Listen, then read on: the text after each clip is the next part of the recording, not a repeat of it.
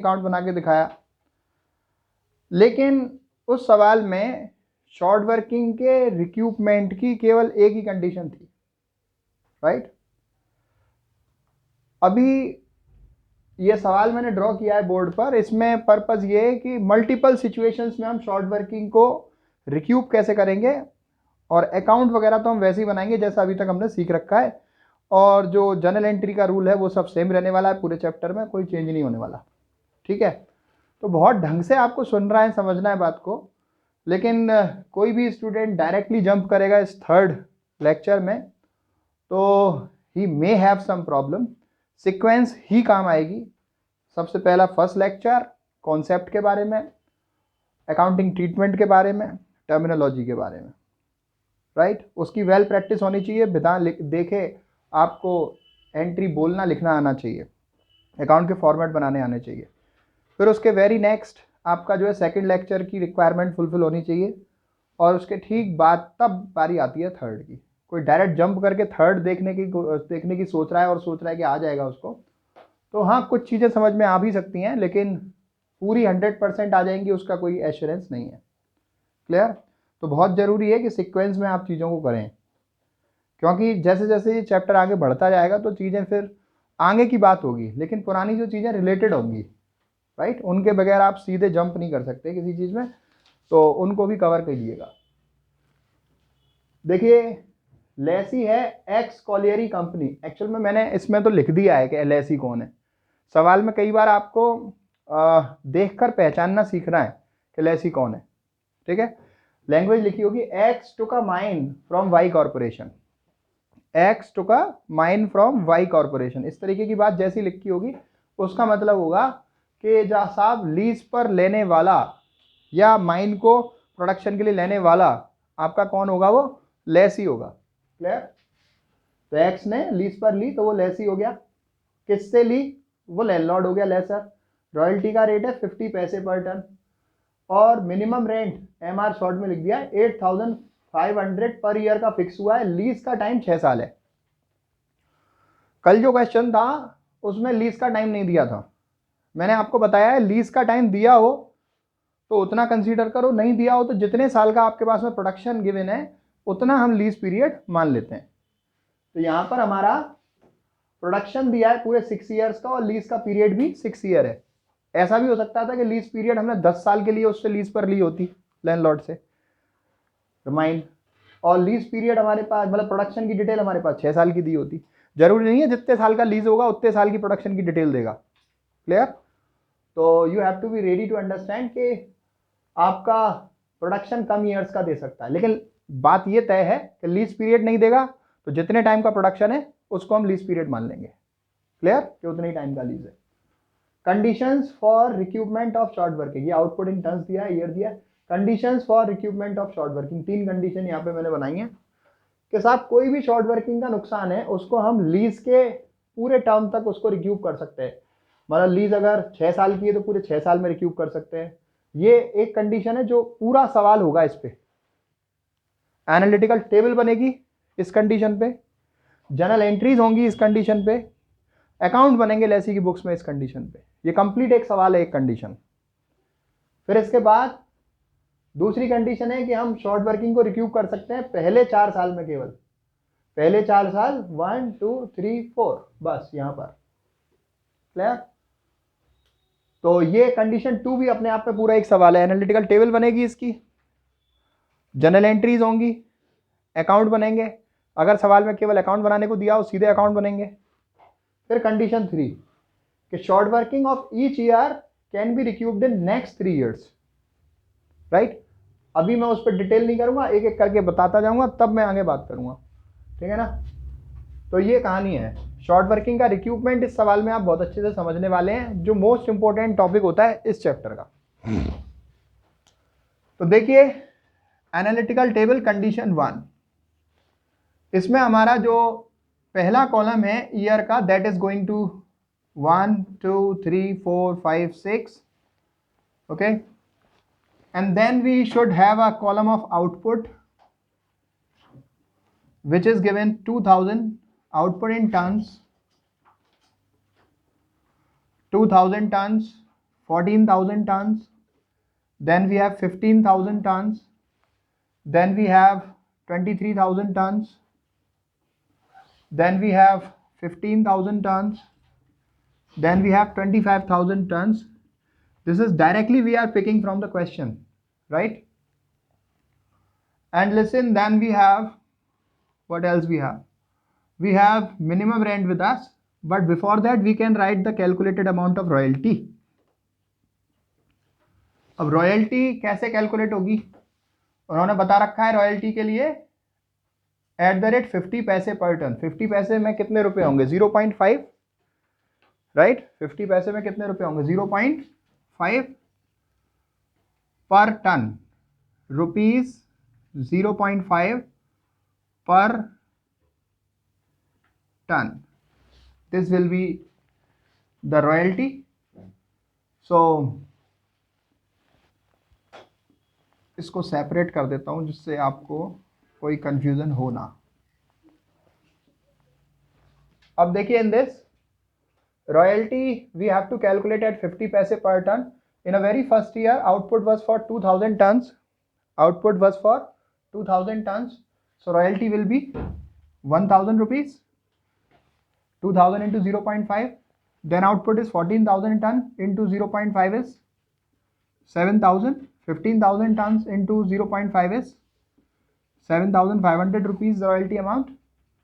And 23,000 tons 0.5 का multiply करेंगे, that shall be 11,500. 15,000 tons into 0.5, that is 7,500. 25,000 tons multiplied it with 0.5, that gives us 12,500 rupees. No problem up to this point. Let's move on. अभी royalty के बाद आपका minimum rent हमारे पास है which is fixed for 8,500 rupees per year. We are writing with same amount to this, and then we should have either short working column, either short working or surplus, and different columns should be prepared for that.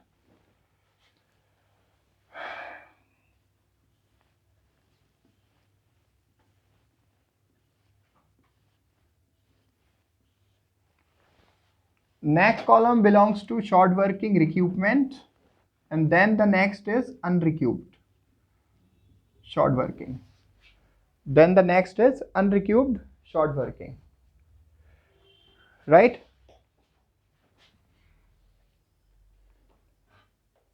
Unrecouped short working.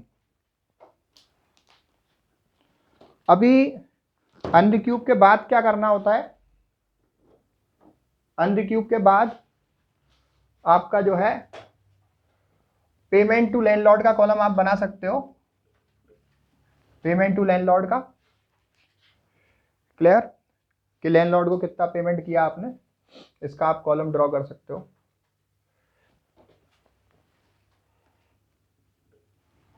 हर सवाल में ये analytical table तो बननी है. First year में देखिए आप कि क्या जनरेट हुआ, शॉर्ट वर्किंग की सरप्लस. बोलिए. Minimum rent is 8,500 and royalty is 1,000.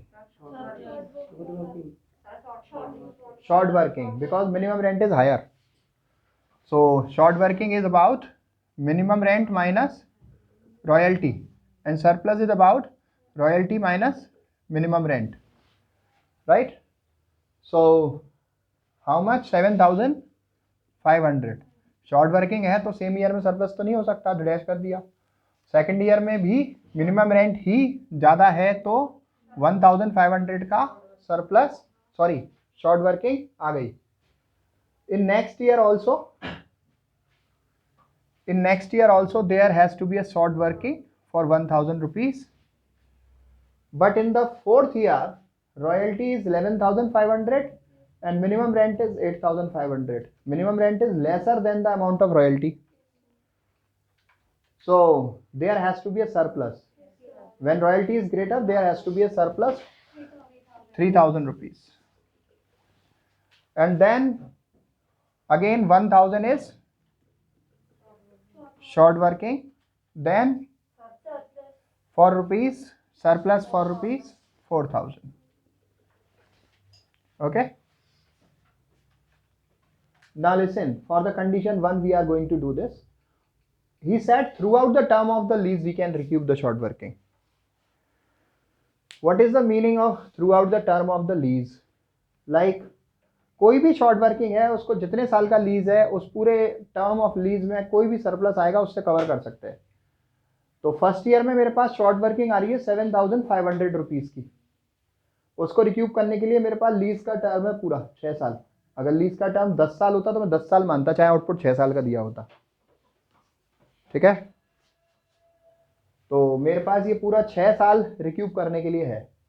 तो 7,500 को रिक्यूब करने के लिए यहाँ तक का सरप्लस मैं यूज़ कर सकता हूँ. कहाँ तक का? लास्ट ईयर तक का. Throughout the term of the lease we can recoup. ठीक है. तो देखिए इन दिस 7,500 को रिक्यूब करने के लिए मेरे पास सेकंड ईयर में कोई सरप्लस नहीं है, थर्ड में नहीं है, फोर्थ में है. मैंने यूज़ कर लिया. कितना रिक्यूब हुआ थर्ड ईयर में? मतलब फोर्थ ईयर में 3,000 रुपये. 7,500 से कितना कवर हुआ? 3,000 रुपये. कितना रह गया अभी कवर होना? 4,500 रुपये. 4,500 कवर होना रह गया. ठीक है. उसको कवर करने के लिए मेरे पास यहाँ तक का टाइम है ना. Through out the term of the lease का मतलब क्या होता है? लास्ट ईयर तक, जब तक लीज है. तो मेरा 7,500 में तो 3,000 कवर हुआ है, 4,500 अब भी रह गया है जिसको मैं यहाँ तक कवर कर सकता हूँ. तो यहाँ पर मेरे पास सरप्लस आया 4,000 रुपये और शॉर्ट वर्किंग बैलेंस कितना बचा था? 4,500 रुपये. तो उसमें से मैं केवल कितना कवर कर पा रहा हूँ अभी? कितना कवर नहीं कर पा रहा हूँ? लिख दिया मैंने. ठीक है. आगे देखिए इन दिस दूसरे साल का शॉर्ट वर्किंग है 1,500 रुपये. इसको कवर करने के लिए भी मेरे पास यहीं तक का टाइम है. Through out the term of the lease यहीं तक का टाइम है. ठीक है. और मैं देख रहा हूं कि मेरे जो सरप्लस थे यहाँ तक के वो सब खत्म हो चुके हैं. मतलब मैं 1,500 रुपये को रिक्यूब नहीं कर पाऊंगा. 1,500 रुपये को रिक्यूब नहीं कर पाऊंगा. तो फिर मैं इसमें अनरिक्यूब वाले अमाउंट में 1,500 जोड़ देता हूँ. ठीक है. आगे देखिए 1,000 is the next year amount of short working, जिसको भी रिक्यूब करने के लिए मेरे पास यहीं तक का सरप्लस है through out the term of the lease में. तो मैं 3,000 और 4,000 पहले ही यूज़ कर चुका. तो ये 1,000 भी रिक्यूब नहीं हो पा रहे. दिस इज द ईयर के जितना रिक्यूब नहीं हुआ मेरे को अनरिक्यूब में ट्रांसफ़र करना होगा. जब तक का टाइम होता है वो टाइम अगर ख़त्म हो जाता है तो उस साल में मुझे जितना रिक्यूब नहीं हुआ है अनरिक्यूब में ट्रांसफ़र करना होता है. तो 1,000 अगेन, ये वाले 1,000 भी रिक्यूब नहीं हो पाएंगे. तो टोटल अमाउंट जो मेरा रिक्यूब नहीं हो पाया है वो कितना हो गया? 4,000 रुपीज़ जो गया अनरिक्यूब में. Is that okay? मैं इसको पीसेस में लिख रहा हूँ, पार्ट में लिख रहा हूँ, तो इससे आपको ज़्यादा समझ में आना चाहिए बजाय कंफ्यूज होने के. बुक में तो सीधे लिख देगा वो 4,000. कैसे आए मैं ये बता रहा हूँ आपको. एग्जैक्टली. हरे कृष्णा. अब देखिए पेमेंट टू लैंडलॉर्ड का क्या लॉजिक है. पेमेंट टू लैंडलॉर्ड के लिए मैंने आपको बताया है कि पेमेंट टू लैंडलॉर्ड के लिए minimum rent plus unutilised surplus, ये बताया है मैंने आपको. मिनिमम रेंट में हमें अनयूज्ड सरप्लस जोड़ना है. तो पहले साल मिनिमम रेंट कितना है? 8,500. सरप्लस है ही नहीं तो 8,500 का पेमेंट हो गया. सेकंड ईयर मिनिमम रेंट कितना है? 8,500. सरप्लस है ही नहीं तो 8,500 का पेमेंट हो गया. इस साल भी सरप्लस नहीं है. इस साल सरप्लस है लेकिन वो यूज़ हो गया, अनयूज नहीं है. अनयूज होता तो मैं इसे 8,500 में जोड़ देता. ठीक है. अनयूज का मतलब जो रिक्यूब करने में यूज़ नहीं हुआ. तो यहाँ पर भी 8,500, यहाँ पर भी 8,500 और यहाँ पर भी 8,500, क्योंकि कोई सरप्लस बचा ही नहीं है जो अनयूज हो. जो सरप्लस था हाल के हाल यूज हुआ है रिक्यूब करने में. ठीक है. अब देखिए इन दिस मैं इसका शॉर्ट वर्किंग अकाउंट बना के दिखा देता हूँ आपको, क्योंकि मेनली ज़्यादातर बच्चों को उसी में प्रॉब्लम होती है. शॉर्ट वर्किंग अकाउंट मैंने आपको सिखाया हुआ है कि शॉर्ट वर्किंग अकाउंट में हमारा कॉलम नंबर 1, 2, 3, 4, 5, 6, 7, 8 और ये 9. तो शॉर्ट वर्किंग अकाउंट को हमें बनाने के लिए क्या करना होता है? Column number 5, column number 6, column number 5, column number 7 और कॉलम नंबर 8, बस इन 3 से बन जाता है। 5 में जो भी लिखा है वो क्या लिखना है हमें, टू लैंडलॉर्ड, और 7 में जो भी लिखा है उसे क्या लिखना है हमें, बाय लैंडलॉर्ड, और जो भी 8 में लिखा है उसे क्या लिखना है, by profit and loss. Clear? देख लीजिए आप, फर्स्ट ईयर में 7,500 टू लैंडलॉर्ड लिख दिया मैंने, और 7 नंबर के कॉलम में फर्स्ट ईयर में कुछ है नहीं ना, ये टू लैंडलॉर्ड आ गया। 7 नंबर के कॉलम में कुछ नहीं है, 8 में कुछ नहीं है, तो फिर से मुझे बैलेंस निकालना होगा। कितने रुपए, 7,500। इसको मैं ब्रॉड डाउन कर लूंगा सेकेंड ईयर में। सेकेंड ईयर में कॉलम नंबर 5 में ही है, 7 8 में तो है ही नहीं, तो बस 1,500 रुपये और आ गया टू लैंडलॉर्ड। बैलेंस कितना हो गया, 9,000। इसको ब्रॉड डाउन कर लिया 9,000 को। थर्ड ईयर में कॉलम नंबर 5 में ही है 1,000, टू लैंडलॉर्ड लिख दिया। 7 में है क्या, 7 में है कुछ रिक्यूब्ड, अनरिक्यूब्ड, तो बैलेंस कितना हो गया, कितना हो गया, 10,000। ब्रॉड डाउन कर लिया 10,000। और फिर इसके बाद फोर्थ ईयर में देखो, 5 में है कुछ, 7 में है, क्या करूं इसका, क्या करूं, बाय लैंडलॉर्ड। ऊपर ही लिखा हुआ है, नकली तो करनी है आपको, बोल दो देख के क्या दिक्कत है। 7,000 आ गया, 8 में तो कुछ लिखा नहीं है, 3,000 के बगल में होता तो बाय पी एंडल लिखते। ब्रॉड डाउन कर लो, कौन सा साल हो गया ये, 1 2 3 4 5वां साल चल रहा है। 5वें साल में देखो, यहाँ शॉर्ट वर्किंग में है 1,000, टू लैंडलॉर्ड लिख दिया। और फिर इसके बाद 7 में 8 में कुछ है नहीं, 7 में और 8 में कुछ नहीं है, तो ये बैलेंस हो गया कितना, 8,000। इसको ब्रॉड डाउन करो 6th वाले ईयर में 8,000 को। फिर उसमें से 6 वाले ईयर में देखो, कॉलम नंबर 5 में कुछ है, होता तो क्या कर लेते, टू लैंडलॉर्ड लिख देते, समझ गए तुम अब। और 7th में बाय लैंडलॉर्ड, कितने लिखूं, 4,000। बाय लैंडलॉर्ड जो लिख रहा हूं वो क्या चीज़ है, शॉर्ट वर्किंग रिक्यूब, कितना लिखूं, 4,000। और कॉलम नंबर 8 में कुछ है, 4,000 बाय प्रॉफिट एंड लॉस। बात खत्म हो गई। Okay, it's all about that. अभी देखिए कंडीशन नंबर सेकंड में चलते हैं, कंडीशन नंबर सेकंड में चलते हैं। Condition second is first 4 year में हम इसको रिक्यूब करेंगे। तो मेरी ईयर सेम रहने वाली है, आउटपुट सेम रहने वाली है, रॉयल्टी सेम रहने वाली है, मिनिमम रेंट सेम रहने वाली है, शॉर्ट वर्किंग सेम रहने वाली है, सरप्लस सेम रहने वाला है। बस क्या चेंज होने वाला है, रिक्यूपमेंट, बोलिए, recoupment is going to change,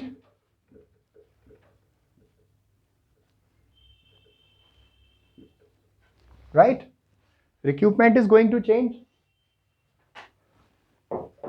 उसने हमसे कहा, अब कंडीशन सेकंड कर रहे हैं हम, कंडीशन कौन सी कर रहे हैं, कौन सी कर रहे हैं, सेकंड। कंडीशन सेकंड क्या है, फर्स्ट 4 ईयर्स।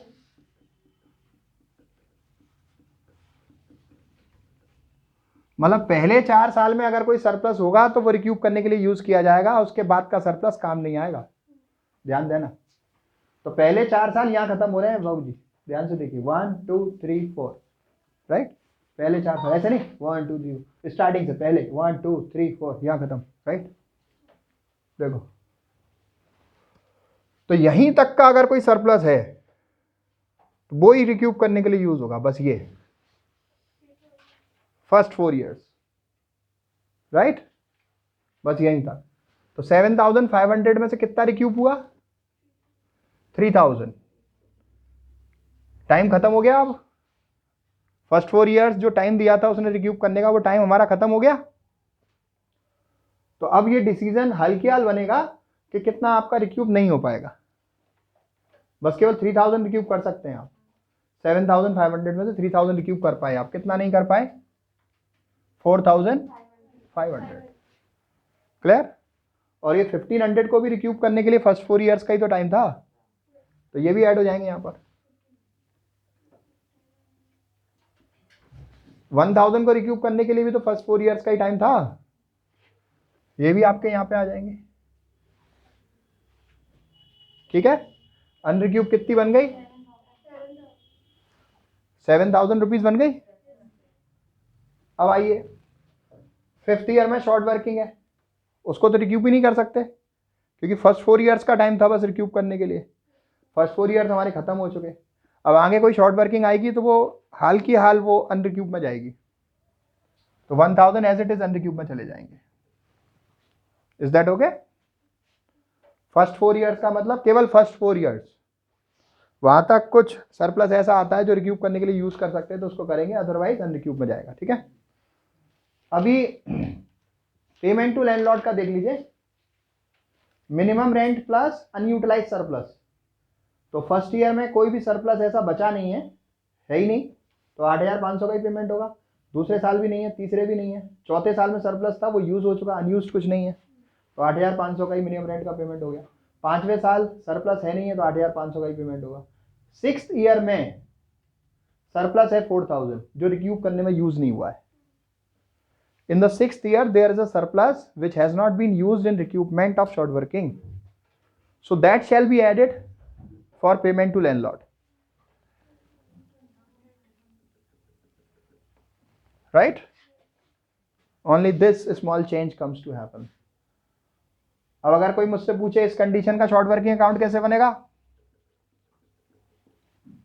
तो साहब इस कॉलम में जो है उसको मैं क्या लिखूंगा? To landlord. ठीक है? बैलेंस निकाल दूंगा 7,500 का, फिर उसके बाद इसको ब्रॉड डाउन कर लूंगा 7,500 को, ये लिख दूंगा टू लैंडलॉर्ड 1,500। यहां पर कुछ है नहीं इन दोनों में, बैलेंस निकाल दूंगा 9,000 का, इसको ब्रॉड डाउन कर लूंगा। फिर उसके बाद थर्ड ईयर में 1,000 का है तो बैलेंस लिख दूंगा 10,000 का, ब्रॉड डाउन कर लूंगा 10,000 रुपीज। कौन से ईयर में? 4th ईयर में। 4th ईयर में रिक्यूब कितना हुआ? कितना रिक्यूब हुआ? ठीक है? अनरिक्यूब कितना हुआ? 7,000। कहां ट्रांसफर किया? By P&L।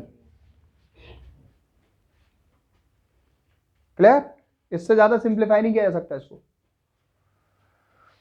ये आपके 1 2 3 4 ईयर हो गए। 5th ईयर में देखो, कॉलम नंबर 5th में 1,000 टू लैंडलॉर्ड लिख दिया, और कॉलम नंबर 7 में तो है नहीं, 8 में क्या करूं?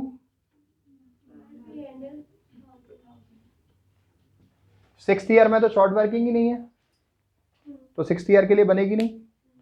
6th ईयर में ना तो कॉलम 5 में है, ना कॉलम 7 में है, ना कॉलम 8 में है, तो बनेगा नहीं। किसी ना किसी कॉलम में होना चाहिए, तब शॉर्ट वर्किंग अकाउंट में कुछ आएगा वहां पे। Is that okay? Condition number 3 देखिए, यहां पर इन सब में पूरी जानकारी में कुछ चेंज नहीं होना, केवल रिक्यूपमेंट चेंज होना है। ठीक है? लेट्स सी, कंडीशन 3 करते हैं।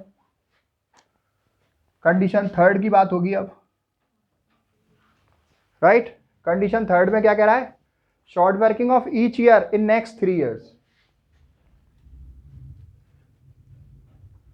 In next 3 years of each year, किसी भी साल की हो, अगले 3 साल में रिक्यूब होगी। इस बात का मतलब समझें, फर्स्ट ईयर की शॉर्ट वर्किंग है तो उसके अगले 3 साल होंगे, दूसरा, तीसरा, चौथा। सेकेंड ईयर शॉर्ट वर्किंग है तो नेक्स्ट 3 ईयर्स होंगे आपके 3rd, 4th, 5th। Third year की शॉर्ट वर्किंग है, नेक्स्ट 3 ईयर्स होंगे 4, 5 6, फोर्थ ईयर की शॉर्ट वर्किंग है, नेक्स्ट 3 ईयर्स होंगे 5 6, I want to hear something 7, no, because lease is up to 6 years only. If in this question lease अगर 10 years की होती तो मैं 7th ईयर यहां पे लिखता, चाहे प्रोडक्शन मेरे पास केवल 6 ईयर्स का होता. ठीक है, but lease is last up to 6 years, so fourth year short working can be recouped in 5th and 6th year only, right?